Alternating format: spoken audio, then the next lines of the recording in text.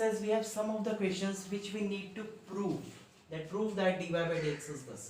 Now if we differentiate it as the question is given, if we differentiate it like this only, we will get dy by dx, but we will not get dy by dx in this form.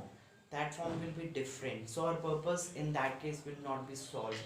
So whenever you have told that find dy by dx this thing or prove dy by dx is this thing, in that case you do the questions by proper method only. Don't simply differentiate it. Just keep in your mind, do all the questions which are in proving, do all the questions in a proper method that I'm telling you. Like for this question we need to find dy by dx. We can find it dy by dx by simple differentiation also, but if we have to prove, we'll do it by just x sine a plus y is equal to minus of sine a into cos of a plus y. Keep in your mind, a is constant here, variables are only x and y.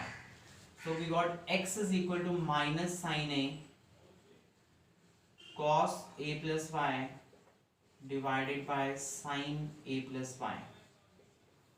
See, now cos upon sine, as angle is same, cos upon sine, we can write what? Cot. And now differentiate this with respect to y. See, differentiate it with respect to y. As we have x in terms of y, so x is differentiating in terms of y, we'll get dx by dy. After that we can take its reciprocal to get our answer. So minus sine a. So now here need not apply any u into v because sine a is constant. For cotangent, derivative is minus cosecant square. For cotangent, derivative is minus cosecant square.